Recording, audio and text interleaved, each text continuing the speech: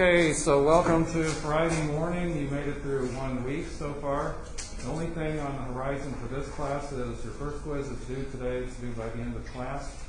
There's a folder up here if you're using hard copy as your option. Of course, if you're doing it online, you've got till 9:50.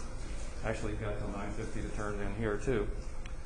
And I'll have those graded by next class, and that's item number 2. You're all aware that Monday there's no class. Good with that? Okay, so we will pick up where we left off unless there are some specific questions from where we were at, things we were talking about before. Anything you want to revisit? Actually, we're kind of revisiting as it is, so that'll work. All right, here's the last thing I think you have markings on your page for. It looks like this. There are 2 different things here, and the goal is to draw a resonance structure of each, which I'll abbreviate. And so whenever you set off to do that task, you are saying, I'm going to write myself a little double-headed arrow. I did the second one first, and I'm not going to add any more to it other than one little note here, and that is to point out something to not do. So let me make sure that that's a different texture. Notice that there's no arrow on the charge. Now the charge does move. You can see that, right? Here it's on this second carbon in a row, and it moves over to the terminal one on the other side. Yes, the charge did move. But if you put an arrow to show the charge moving, that is wrong. An arrow shows only one thing, and that is what happens to the electrons. And then you just let the chips fall as they're going to and draw the charges that result.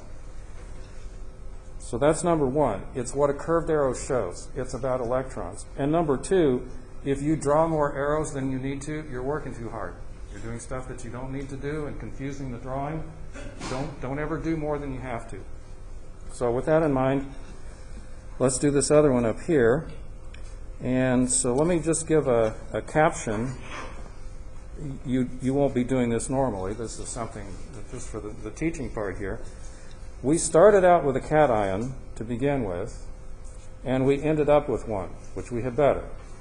Now notice the difference up here. This thing is neutral to begin with, and overall, whatever you end up with had also better be neutral. You don't create a brand new charge on the whole thing. Well, there's only one option that I would see that would work here, and it would need to start with some of the electrons that are available. Question? Oh, I'm a little too high there, right?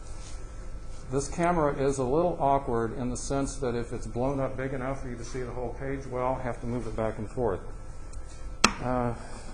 Probably taking notes electronically on a pad would be better, but that requires more equipment than we're prepared to deliver. So we'll cope with it. Thanks for the reminder. Okay. You're going to have to start on one of these pairs of electrons that looks like it's available to go somewhere. In other words, not something between carbon and hydrogen. Right? If you moved a pair of electrons that's the only thing holding carbon to hydrogen, you're tearing the molecule apart. It wouldn't be the same molecule if you finished like that. Start with something that can be relocated, and again, start on clearly on a pair of electrons. You don't want to bury the beginning of your arrow on the label, the letter of an atom. Make it clear that it's on the electrons itself. They can swing over to point to something else that the nitrogen originally saw as a partner. Don't go jumping them clear over to the other carbon or something like this. They're like a hinge, so they can swing.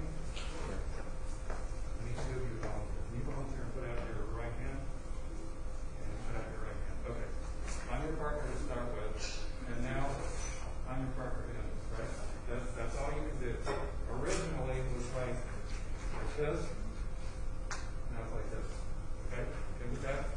No big, long-scale jumps of electrons. That does happen in nature, maybe even in DNA.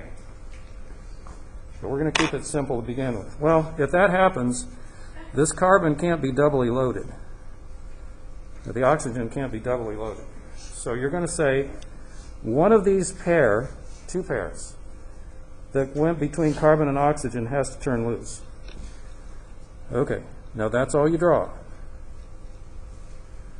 And then you create this new thing, and notice I'm starting by drawing all of the atoms in the spots where they originally sat. If the atoms move, you're not drawing a resonance structure. You're doing something else. Okay, so let's kind of cope with the directions that we said, things we're going to move. This is telling you a story. It's saying, when you're done, this pair of electrons that used to be by itself on nitrogen, that should be not just by itself, it should be shared with the carbon. So now it's a double bond overall. It's also saying that you started with 2 lone pairs on oxygen, and you added a third one. So it should look like that. Okay, so then you step back and look at that, and you go, well, does everything have an octet? And it does. So that's maybe note number 1.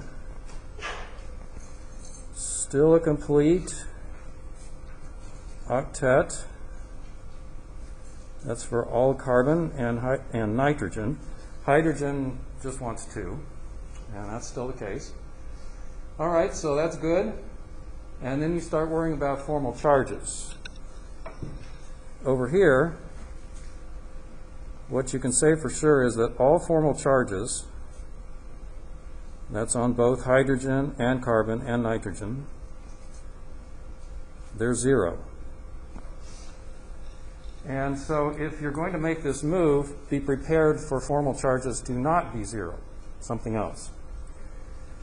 Without taking too much time on this, I'm going to suggest that you look at the atoms where the changes happened, and let's envision a box there for the formal charge. And let's put in motion what we talked about before. I won't write it, because we wrote it quite a bit before. This is another little chance to review, and let's look at both oxygen and nitrogen and ask the question, how many does it control? How many should it control? Okay, starting with oxygen. How many electrons does it control? 7, right? The 3 lone pairs, 2 each, that's 6, plus 1 that it shares. So it controls 7. How many should it control? 6. So has it got 1 extra or 1 short? Good. Minus 1. And the nitrogen. Ask the same question. How many does it control? 4. How many should it control? 5. So is it 1 short or 1 up? 1 short. All right. All right. So what you've done is you've come up with something that, yes, is another valid structure. But of the 2, there's probably less of this one. And that's because you have 2 charges that are separated from each other. So does it want to be charged if it doesn't have to be? No, not most of the time. Keep in mind that it does not spend its time flipping back and forth between these 2. It's a little mixture of both of them all the time.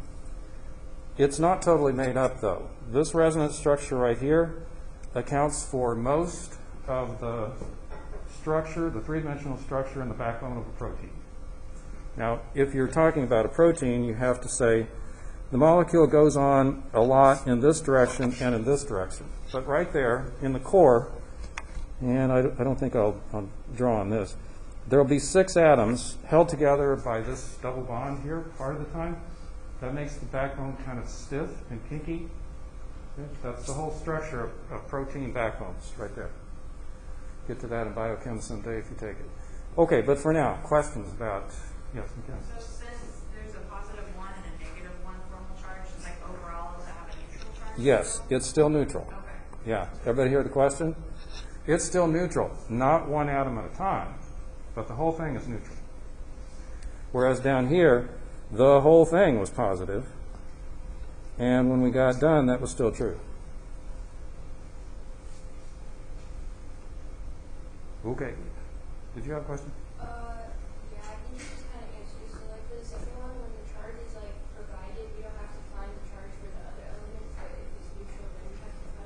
Okay, good question. The question was, down here, look at that second carbon, it's the one marked with a positive charge, it was given. And her question was, do we just assume that everything else is neutral? Right? And the answer is, can't think of any exceptions, so yes. Now, what's not marked on here is the fact that the whole thing was positive. It was taken down to the level of one atom. So you're expected to kind of know, if I've got one positive here, then the whole thing better be positive. Yeah, go ahead.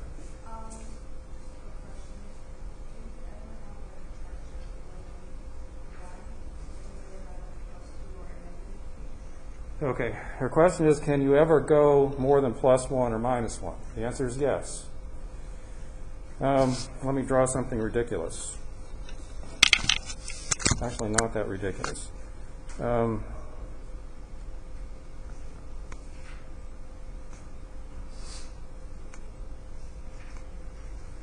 Okay, take that. If you're not writing this down, that's okay. This is kind of scribbled and quick, but the point is, there'd be 2 looking like that. Sure, the whole thing's +2. Now, kind of rare. I don't know of anybody who would make that on purpose, but it could happen. Yep, totally possible. Okay, any more questions? All right, you seem like you're pretty engaged in that. And let's talk briefly about what it's like from just kind of evaluating somebody else's structure. I'm not ridiculing anybody's answer or anything like this. I just took off a random couple of answers. I forget which quiz or exam they were from, even which class they were from in the past. But here's something to be thinking about. Let's just kind of evaluate these answers. The format in both cases was, you're given a structure to begin with, draw one more resonance structure. Here's your first one. And this one, to begin with, was an anion. And so you better end up with an anion when you're all done. It was -1 to start with. Should be when it ends. This curved arrow right here, pretty good. It looks like it starts on that pair of electrons. It sure doesn't start on an atom. And this one's good. That one clearly starts on a pair of electrons and goes to an atom. All right, there's no problem with that. And over here, we have a good thing. We now have a double bond to account for the fact that we had one single one to begin with, and now we've got another one. This charge up here and these electrons, those are all good. But there's one problem, and what is the problem? Yeah, how did carbon turn into nitrogen? Okay. Other than that, this one's pretty good. This one should be carbon. That's not just moving an atom, that's transforming an atom. By the way, you could probably patent it if you could figure out how to change carbon into nitrogen. Maybe the physicists can do that, but chemists don't know or don't care or something. Okay, so this bottom one, let's take a quick look at it before moving on. All right, you're given this structure, and it's really the same structure as the first one. And here's somebody else's answer. Okay, so let's kind of start from the top and work our way down. What would you say about this top arrow here? Good or not good? Yeah, this one's good. Okay, the next one, good or not good? Not good, and why?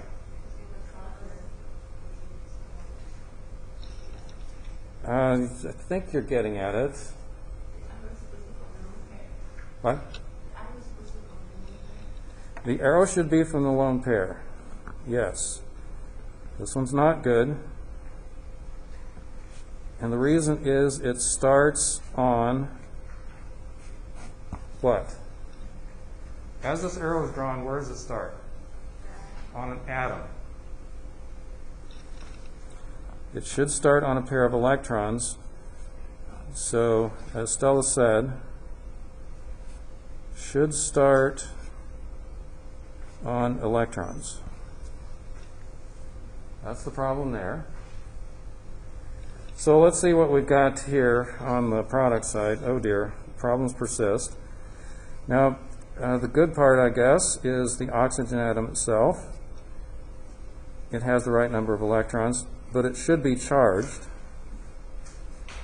And now we have a situation where the carbon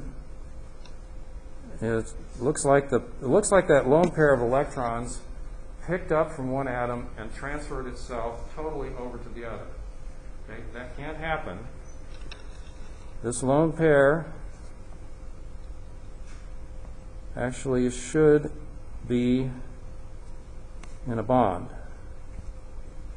And this carbon shouldn't be charged. Okay, that's wrong. There's multiple problems with that structure. But it's not that hard a mistake to make. Once you start down one path, you kind of tip toward the way things are headed and keep going. It's not that hard a mistake to make, so I don't want to ridicule anybody for this, but the point is to see, you kind of get the problems here. Always start clearly on electrons. They can be either in a lone pair, or they can be in a bond somewhere. But if you don't start on an atom, you've won half the battle. Okay, maybe I've beaten that too much to death. Any more questions about that?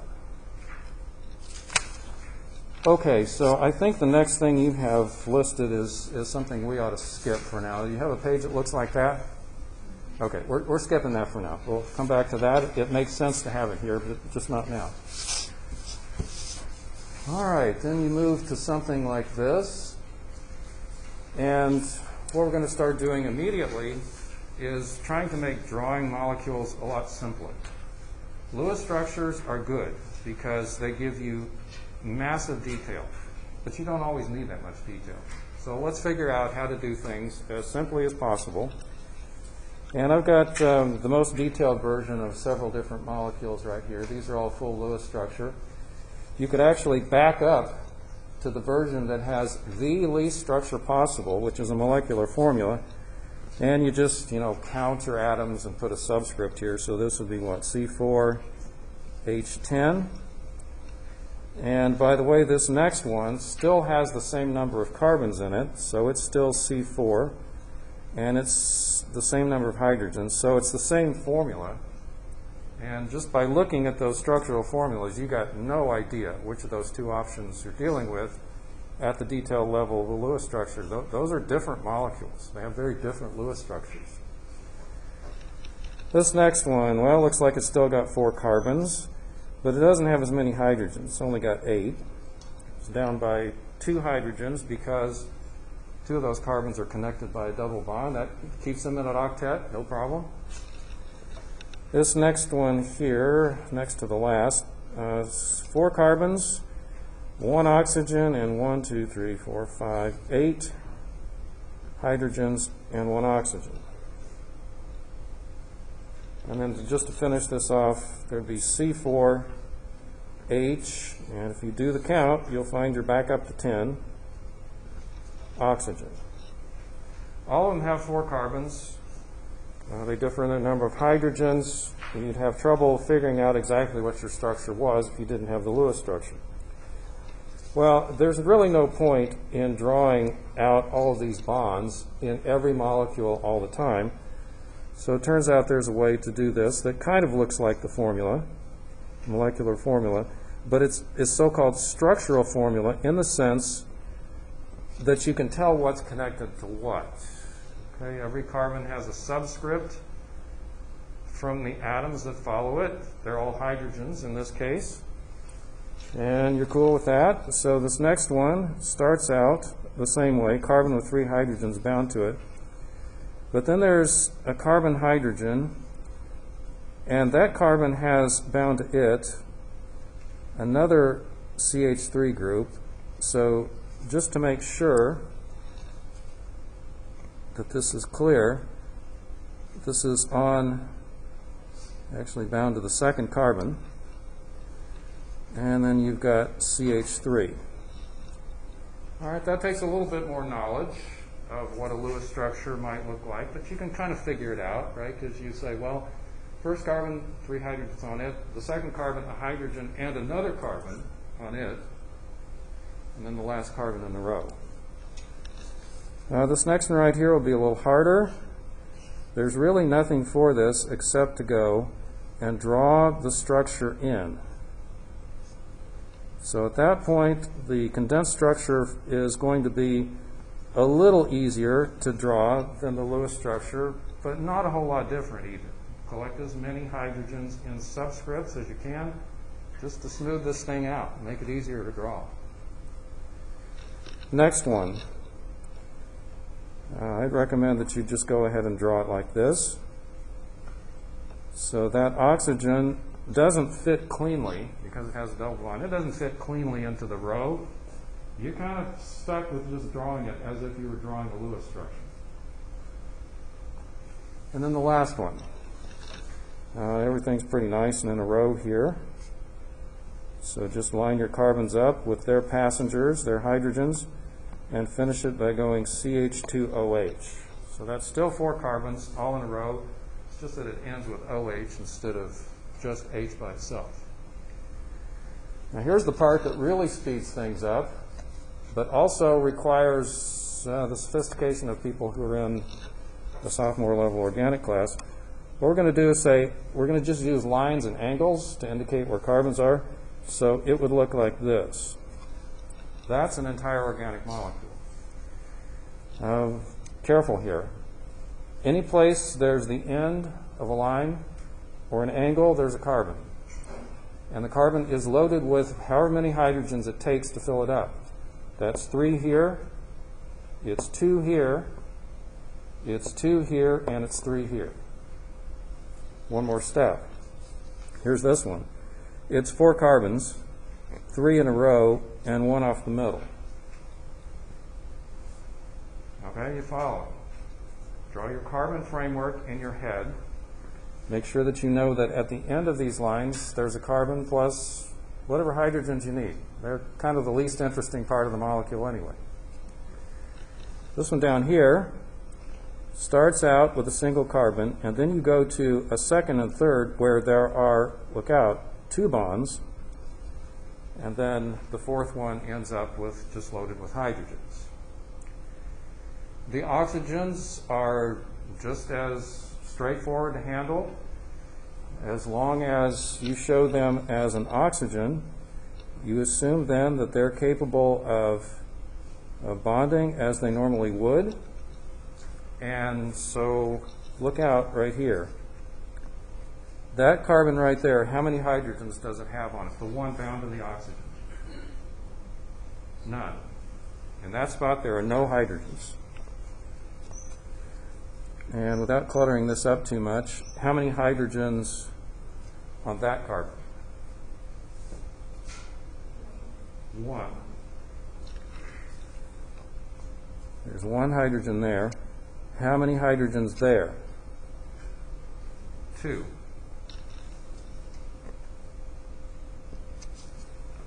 All right, once you do a few of these, you'll never want to go back because it saves so much time and it allows you to focus on just the structure itself. Last one, 4 carbons in a row, 2, 3, 4, and number 4 has on it an O. Now this time, you do put the hydrogen in explicitly. Anytime that you have an atom that's not carbon, and you have a hydrogen on that carbon, you put that in. That's part of so-called a functional group. I suppose if we had all started with our assumptions differently, you could leave it off. But the intent is advertise this thing. If there's an oxygen, a nitrogen, or something else, and it's got a hydrogen, put it there. That's usually because it's special in reactivity. It's worth emphasizing. So how do you choose these things? Well, what I'll say is pick the simplest method, come as far to the right as you can to convey whatever information you need to. If all you need to do is show people what molecule you're dealing with and maybe what reaction it goes through, you don't need to be drawing full Lewis structure. That's not the efficient way to communicate. On the other hand, if you're showing the details of a reaction, where a bond breaks, where it forms, when, and so forth, you're tipped back toward this side, and we'll get there. when it comes to Lewis structures and drawing what we call mechanisms and so forth. But in general, unless you're told otherwise, work towards this end of the scale as simply as possible. So let's see what questions there are about drawing. What looks goofy to you? If you can follow these, that's kind of the essence of the whole thing. It's just a not a stupid question. No. But the last structure, is it possible to draw the OH not like in the standing way, but like Oh, I see what you're saying. So could I have done this?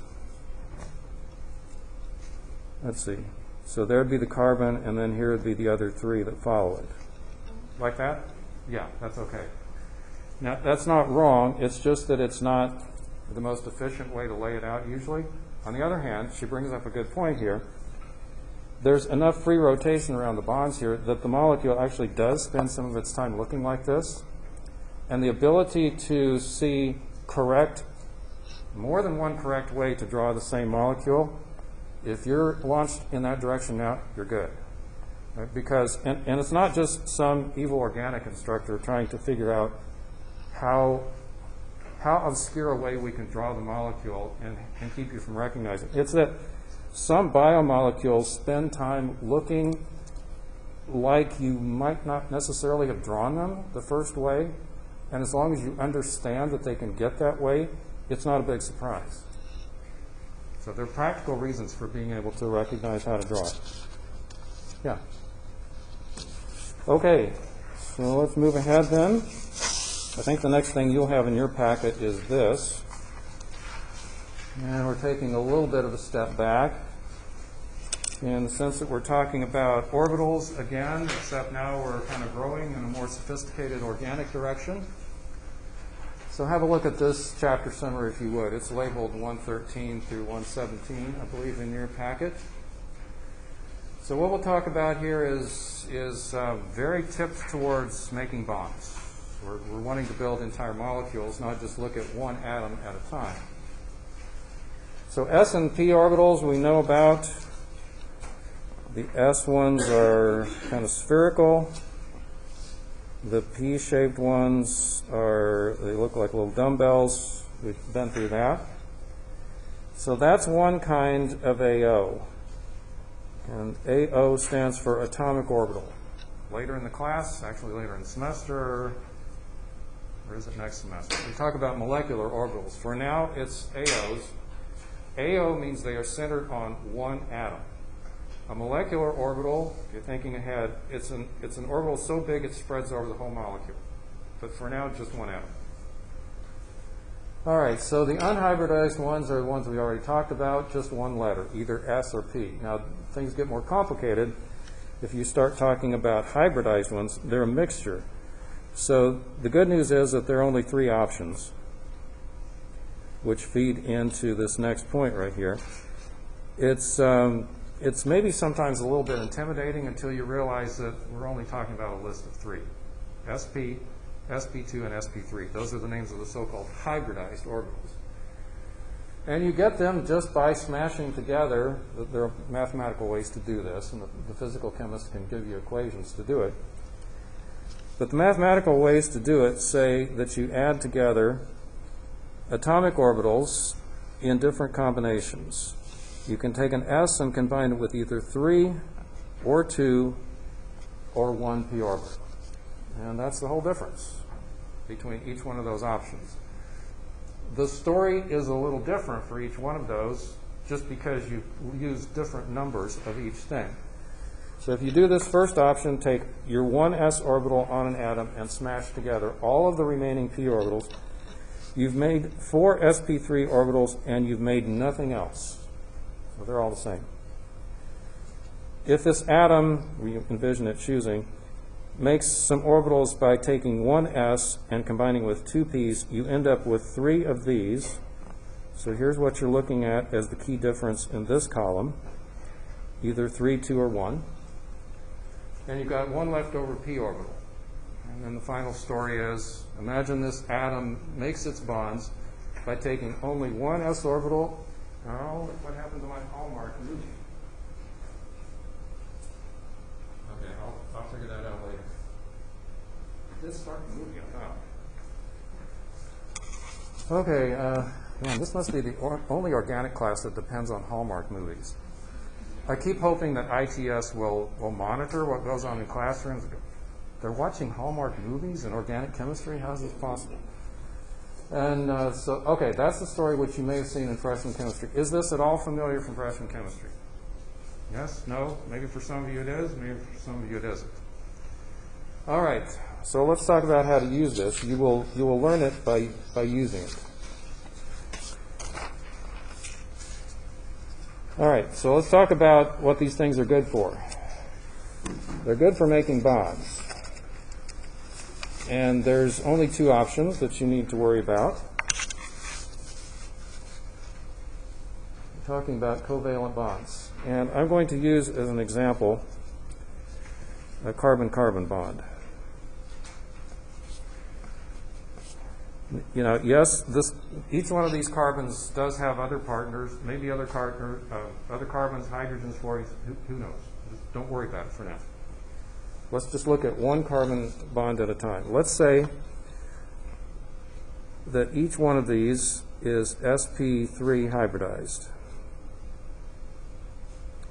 It will not always be that way. We're starting with the simplest possible case. Okay. So what you envision is that this carbon, each one of them, reaches out to its partner with an orbital. And if it's sp3, it looks kind of like what we showed in the picture on that first page. There's one of them. Here's the other one. This thing here is an sp3 orbital, and so is this. This is the simplest possible way that carbons can overlap with each other. And then, of course, as you've been taught before, there's overlap in the middle. And it's that sharing of space with electrons to match that binds two atoms together. This right here is what we call a sigma bond. It's what you would expect just by drawing it on paper. And that's the simplest version, easiest to keep track of, maybe the easiest to imagine reactivity from, and so forth. Just for comparison, let's get this other one. Now here's the other type of bond we're talking about, sigma and pi. All right, this one, it says, is made by overlap of atomic orbitals above and below a bond axis. So let's take our same two carbons. I'll draw them a little closer to each other this time. And I'm not going to draw a line between the two of them. We draw this in the structural formula, yeah, as a line. But really, what holds these two things together is this kind of thing here. Imagine that each one of them has a p orbital. So there's the first one, and the second one would be like it. Here's another p orbital. Remember, each one of them has two lobes. It looks like a dumbbell. It overlaps up and down. Okay, there's overlap right there, and it's that spot that is a pi bond. It's sideways overlap between two p orbitals.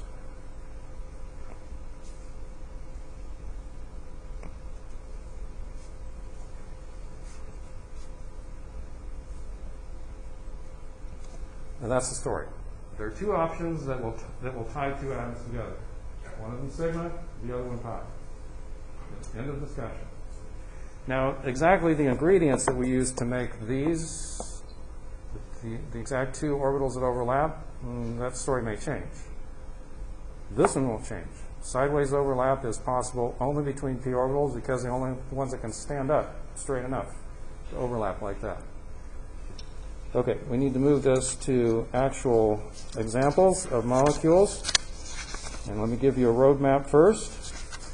You won't learn anything from the roadmap, I understand, but you can use this to review and give yourself some direction.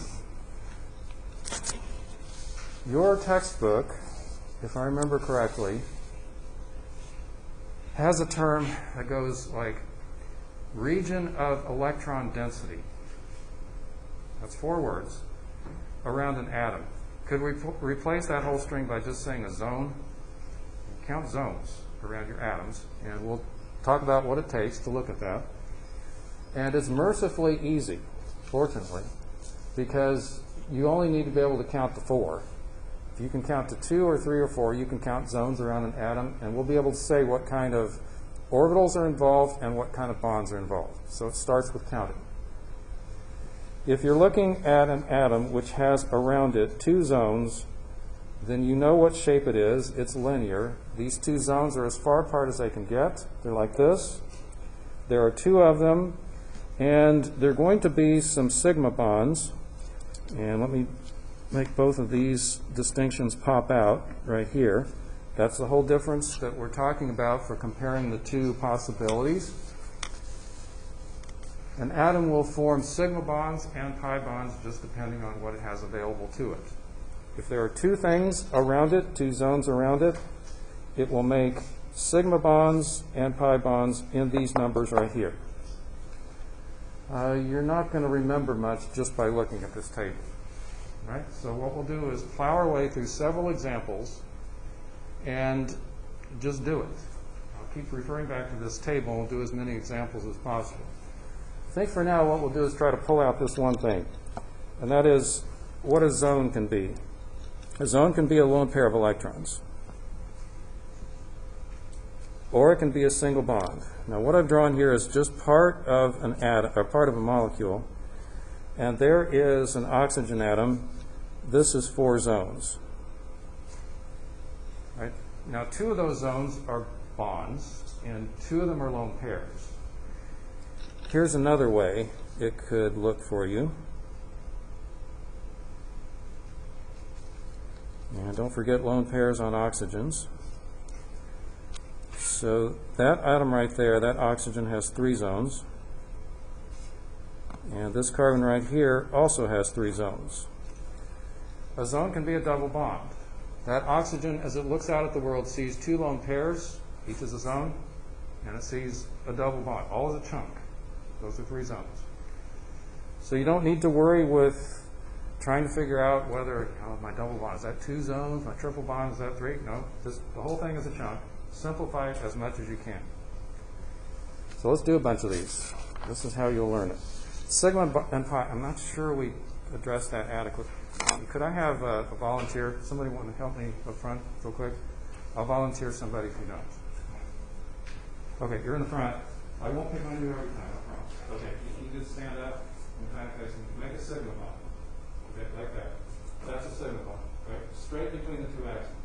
Now let's make a pi bond. I'm going to put out, like that, and then up here. That's a pi bond.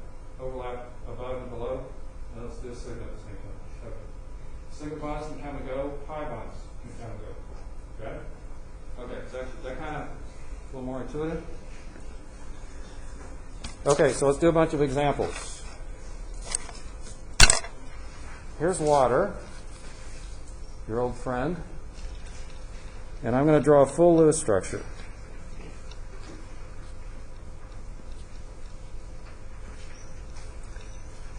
Okay, the only interesting part of that molecule for the purposes of talking about bonding is the oxygen.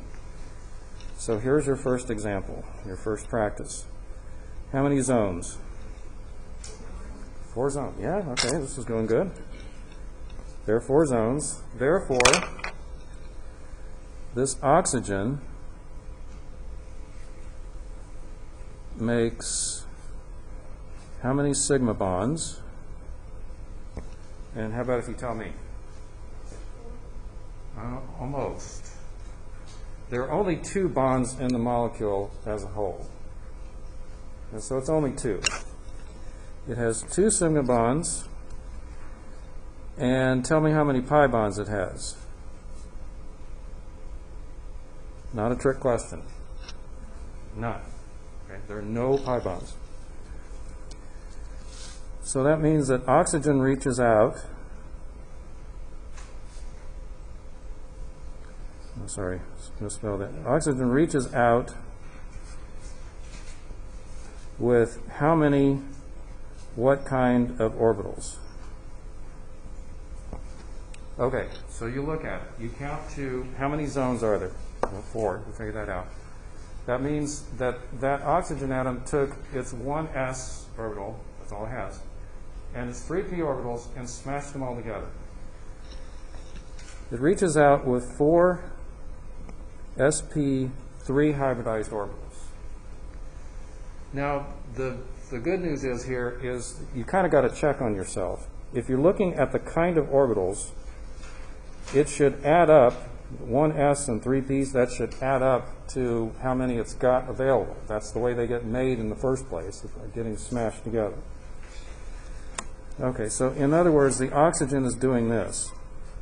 It's reaching out here, it's reaching out here, and here, and here.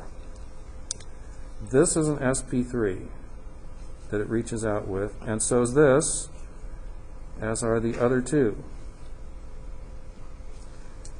Now, what actually is located in those orbitals, different story, but let's go ahead and finish it. Maybe start with the easiest ones. Keeping the oxygen kind of oriented the way it was, just in this regular Lewis structure drawing here, what do you suggest that I put in this, as it's drawn here, the one that kind of points up to the top? Any suggestions? How about this? Okay, there's a lone pair. It lives in that orbit. It has no partners. It just sits there. The oxygen is not anxious to share. And so the same can be said of that other one right there. There's a lone pair. Hope this isn't getting too messy, and there's a lone pair. Now that oxygen has more than that to its life. It has partners, right? So there are hydrogens that sit here. I'm going to keep them kind of small to begin with. But there's a hydrogen. There's a hydrogen. They have available to them those hydrogens. They're so little, they've only got an S. So we won't worry about them too much. And there's a couple of electrons here. And importantly, the take-home message is that you have here one sigma bond here and one sigma bond here. Now there are a couple of electrons. They're not lone pairs. They're shared between the carbon and the hydrogen. That's an orbital picture of your molecule, which gets to be more important as time goes on, because the kind of orbital that an atom, an electron lives in will affect how available it is for sharing. So we're heading for reactions by doing this. I wanted to start with that one as maybe the simplest example. What questions do you have after seeing that? Yes?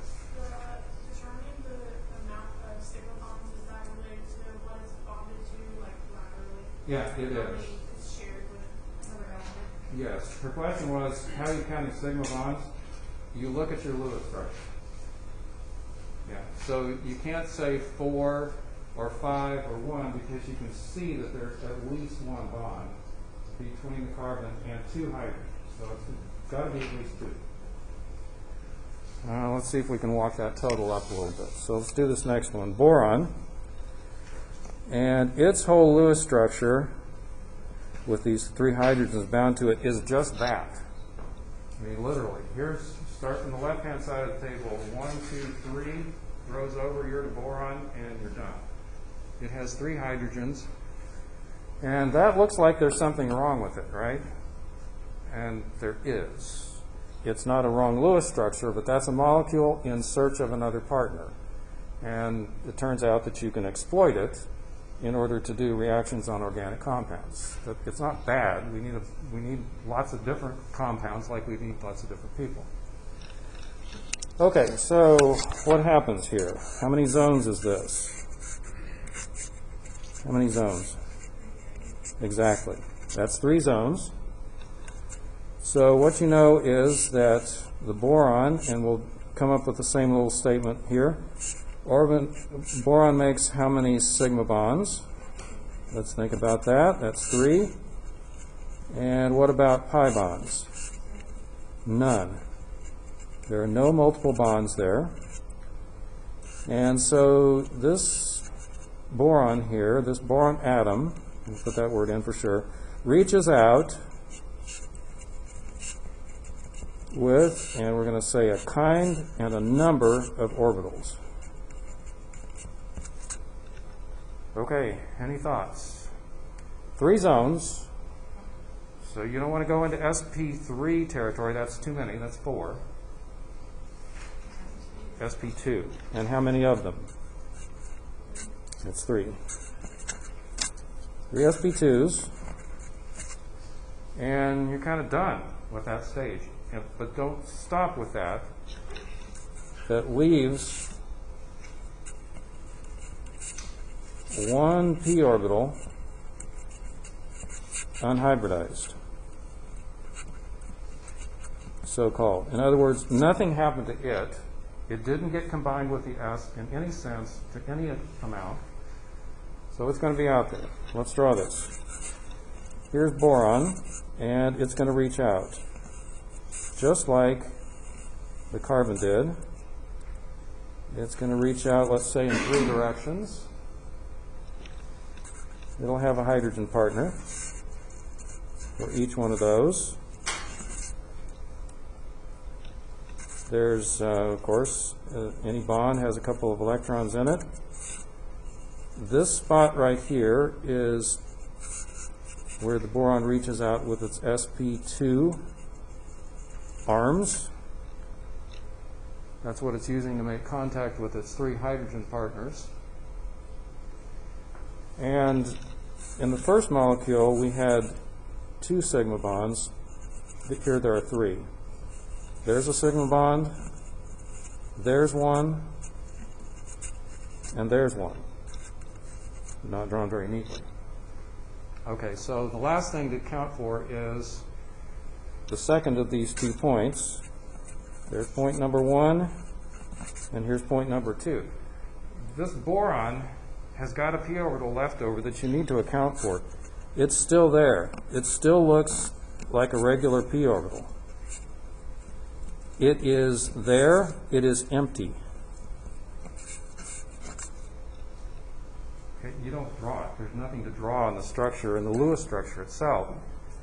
But the atom knows that there's something wrong. It's missing. This is a precise way of saying this atom lacks an octet.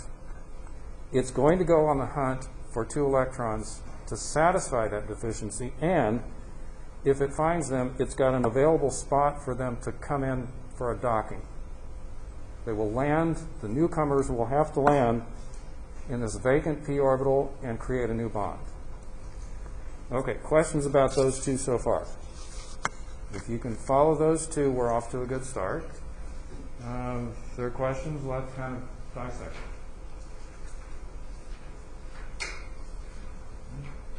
Anything so far? Okay, well, look what time it is. Let's call it done for the day there. See you on Wednesday. Remember, quizzes due by the time you leave today.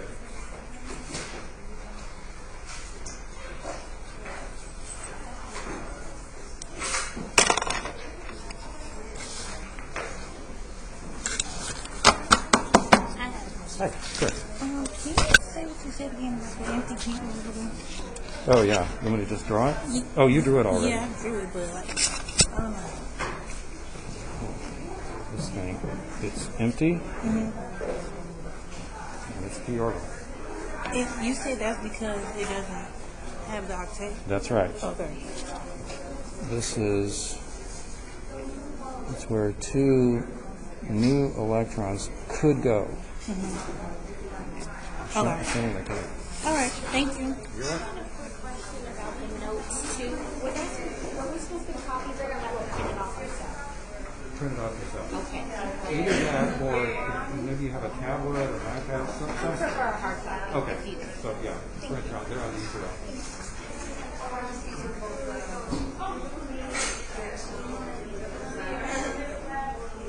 How do I get to that? Okay.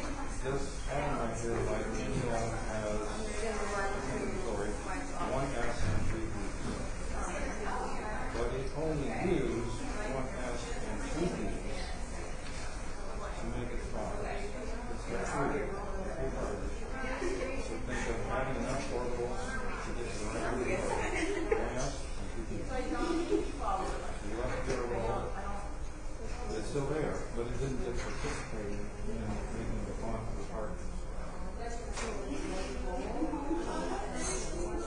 all the ones that you do. Yeah, the bigger ones, and here's a this is your row. S, one S, and two B's. Some of them get mixed, some of them get left. Here's a case for one on the left. All of them, right? This is oxygen that has to make four, has to reach out four directions. So it needs this S and its three B's. Four orbitals to reach the fourth one.